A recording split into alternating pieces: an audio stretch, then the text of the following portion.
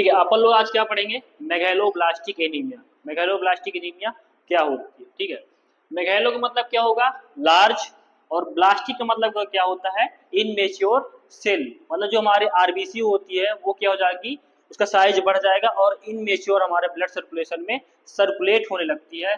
जब आरबीसी क्या हो जाती है, इनमेच्योर फॉर्म में हमारे ब्लड सर्कुलेशन में आ जाएगी, उसको क्या बोलते हैं अपन लोग, मेगालोब्लास्टिक एनीमिया। ठीक है, इसको अपन लोग दूसरे नाम से बोल सकते हैं, जो मार्फोलॉजिकली जो अपन लोग क्लासिफिकेशन किए हैं, जैसे कि माइक्रोसिटिक एनीमिया। माइक्रो का मतलब क्या होगा, बड़ा, असिटिक का मतलब क्या होगा, सेल, मतलब सेल का साइज क्या हो जाएगा, बढ़ जाएगा, उस कंडीशन क्या बोलेंगे अपन लोग, माइक्रोसिटिक एनीमिया। ठीक है, अब मेगालोब्लास्टिक एनीमिया हो क्यों जाती है, जैसे विटामिन बी12 क्या करता है, हमारे आरबीसी के डीएनए के सिंथेसिस में हेल्प करता है। ठीक है, जब डीएनए प्रॉपर तरीके से सिंथेसिस होगा तो आरबीसी क्या है, प्रॉपर तरीके से मेच्योर फॉर्म में बनेगी, ये नॉर्मल प्रोसेस होता है। बट क्या होता है, विटामिन बी12 क्या करेगी, हमारे आरबीसी सिंथेसिस कराने में हेल्प करती है, और जिस जब क्या विटामिन बी12 की क्या हो जाती है, डेफिशिएंसी, और विटामिन बी9 की दोनों की कमी हो जाएगी। जब कमी हो जाएगी तो आरबीसी का डीएनए जो होता है वो सिंथेसिस नहीं हो पाएगा। जब आरबीसी डीएनए सिंथेसिस नहीं हो पाएगा तो क्या होगा, large and immature sales circulate होगा हमारे ब्लड सर्कुलेशन में, उस कंडीशन क्या बोलेगा आप लोग, मेगालोब्लास्टिक एनीमिया। मतलब इसमें ये होता है, विटामिन बी12 और विटामिन बी9 दोनों की कमी की वजह से क्या हो जाता है, मेगालोब्लास्टिक एनीमिया।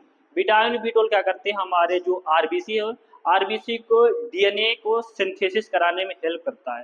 ठीक है, जब विटामिन बी12 की कमी हो जाएगी तो प्रॉपर तरीके से आरबीसी का डीएनए सिंथेसिस नहीं होगा, जिसकी वजह से आरबीसी क्या हो जाती है, इनमेच्योर फॉर्म हो जाएगा, उससे वजह से क्या हो जाएगा, megaloblastic anaemia.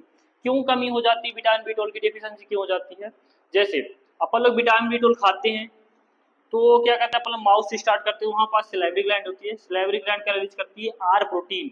Are protein vitamin बी12 को बाइंड करके कहाँ ले जाती है, हमारे स्टमक में आ जाता है। ठीक है, स्टमक में ले जाती है, इसमें कुछ क्या है, प्रोटीन पार्टिकल्स भी होते हैं। ठीक है, स्टमक के पास क्या होता है, स्टमक की जो लाइनिंग होती है उस लाइनिंग में दो सेल प्रेजेंट होते हैं, एक क्या होता है चीफ सेल्स, एक क्या होता है प्राइटल सेल्स। जो चीफ सेल्स होता है वो क्या रिलीज करेगा, पेप्सिन। पेप्सिन जो रिलीज होता है वो क्या कर, जो प्रोटीन पार्टिकल छोटे छोटे होंगे उनको क्या कर देगा, डाइजेस्ट करा देगा। ठीक है, और विटामिन बी12 और आर प्रोटीन जो होते हैं वो सर्कुलेट होकर कहाँ जाएंगे, हमारे इस लास्ट पार्ट में ड्यूडेनम के जस्ट ऊपर। ठीक है, तो यहाँ क्या आ जाएगा, विटामिन बी12 और आर प्रोटीन, और यहाँ से जो हमारे प्राइटल सेल्स होती है वो क्या रिलीज करेगी, एंट्रेंजिंग फैक्टर। एंट्रेंजिंग फैक्टर ये सर्कुलेट होकर कहाँ आ जाएगा, हमारे ड्यूडेनम के पास। अब क्या होता है, जब विटामिन बी12 आर प्रोटीन होता है, इसको बाइंड किया तो क्या होता है, हमारे प्रिंक्रियाज प्रिंक्रियाज क्या रिलीज करेगी, एक प्रोटोलाइटिक एंजाइम।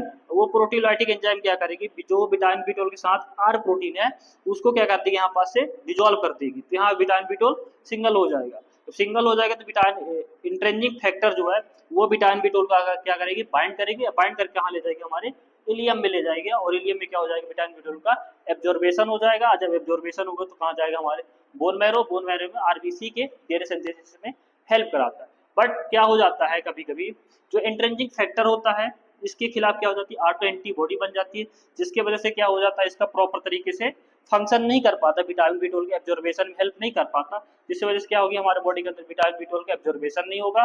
एब्जॉर्बेशन नहीं होगा तो क्या हो जाएगी, विटामिन बी12 और विटामिन बी9 की कमी हो जाएगी। जब कमी हो जाएगी इसकी वजह से आरबीसी का डीएनए सिंथेसिस नहीं हो पाएगा, उससे वजह से क्या हो जाएगा, इनमेच्योर आरबीसी, उसको क्या बोलेगा आप लोग, मेगालोब्लास्टिक एनीमिया।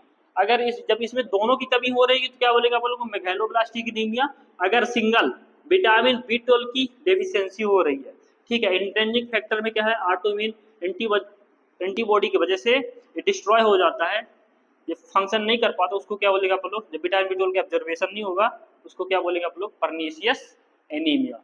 ठीक है, यही होती है हमारा मेगालोब्लास्टिक एनीमिया।